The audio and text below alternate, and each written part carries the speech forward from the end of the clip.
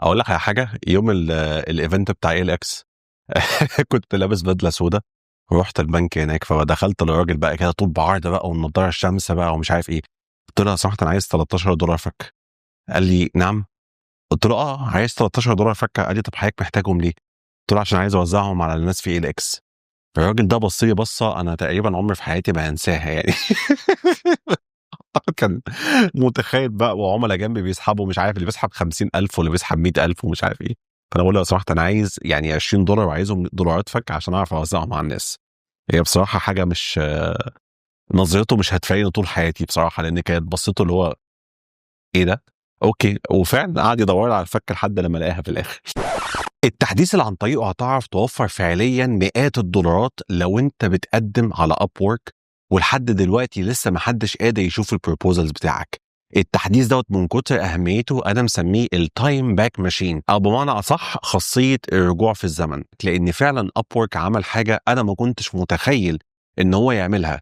وازاي هتقدر فعلا توفر فلوس زي ما انا ما بقول لك كده. لما انت كنت بتقدم البروبوزل زمان كانت ميزه فريلانسر بلس تقريبا حاجات بسيطه قوي، انك ممكن يبين لك والله سعر الساعه عامه كام، او متوسط سعر الساعه ما بينك وما بين الفريلانسرز اللي موجودين. ولكن بقى النهارده اب وورك دخل بابديت للفريلانسر بلس باكج، وفعلا مهم جدا جدا جدا.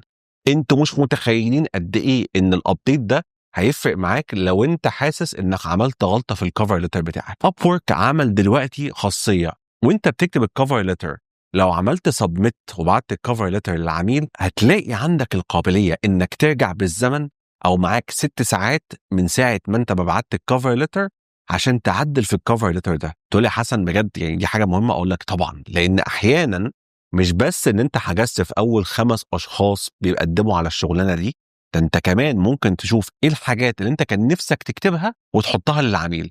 فانت كأنك كده بمنتهى البساطة حاجز ركنة عشان ما حدش ياخد مكانك لحد لما تظبط شغلك. وتعالى بقى كده بشكل عملي هشرح لك الابديت ده قد ايه ان هو مهم دلوقتي، لان اب وورك واضح كده انه بياخد لعبه مختلفه خالص عن اللعبه اللي احنا عارفينها. فريلانسر بلس كان حاجه اسمها او بيتبع مبدا ادفع عشان ناخد فلوس وخلاص، لكن دلوقتي بقى اسمه pay to win، انت بتدفع عشان تكسب.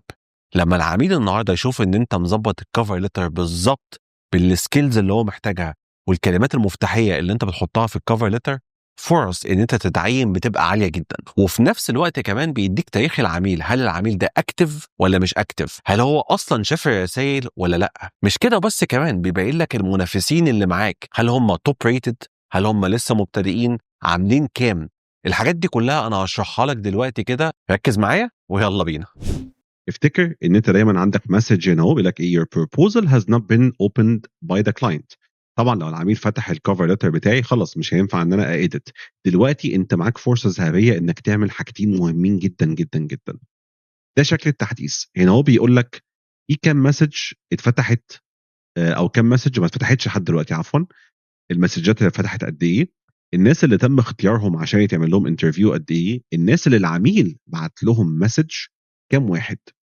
هنا عدد مجمع البروبوزلز اللي اتبعتت للعميل قد ايه، المسجات اللي اتبعتت قد ايه، سعر الساعه كام، التوب ريتد حاطط بادجت قد ايه للعميل.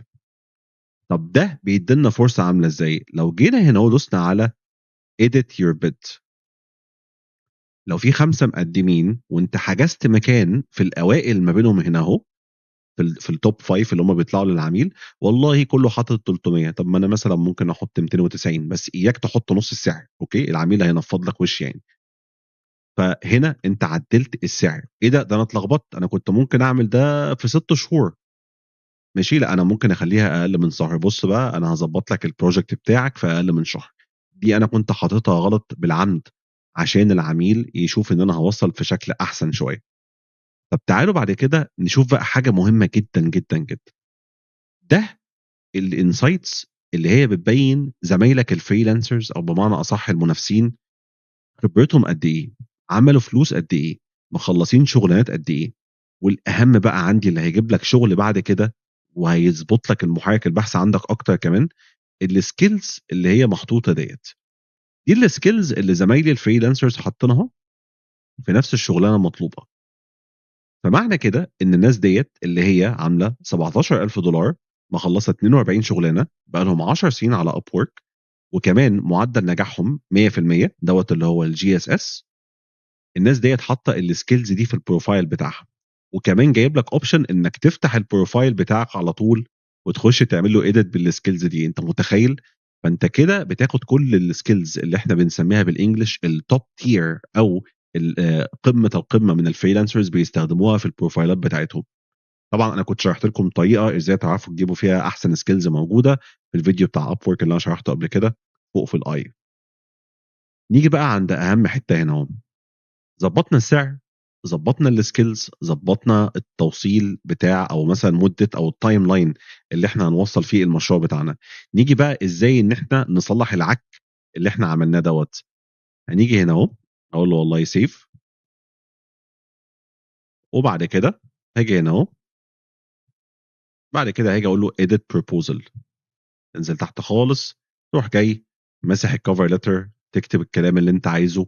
وده بيديك فرصه ان انت مثلا لو جرافيك ديزاينر نسيت تحط جوجل درايف او نسيت تحط سامبلز، كنت واخد الكفر لتر من شات جي بي تي وحطيته زي ما هو فنسيت حاجه مثلا موجوده. طبعا انا ما برشحش ان حد يستخدم شات جي بي تي، ولكن ده هيديك فرصه انك ترجع بالوقت تاني. افتكر ان انت لما بتبعت الكفر لتر وقتك محدود جدا ان العميل يبص على الحاجه، فلو بص على الكفر ليتر قبل ما انت ما تعدل فيه خلاص كده جيم اوفر، مش هينفع تعدله.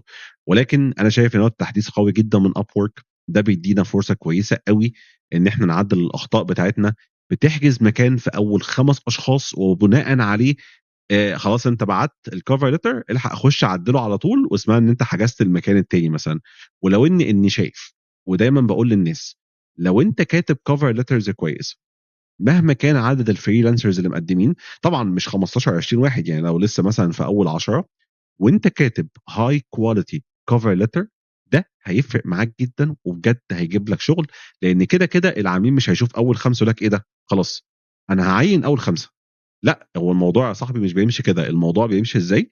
ان العميل بيفضل يبص مين احسن واحد هياخد فلوسي. في عملاء عندهم صبر، في عملاء بتنجز، في عملاء بتحاول ان هي تلاقي الفريلانسرز وتفضل تدور على كل الكفر ليترز واحد واحد. ابديت مهم جدا فعلا، دلوقتي الفريلانسر بلس بقى مطلوب بشكل كبير قوي. بالتوفيق. عندكم اي اسئله ابعتوا لي في اي وقت. سلام.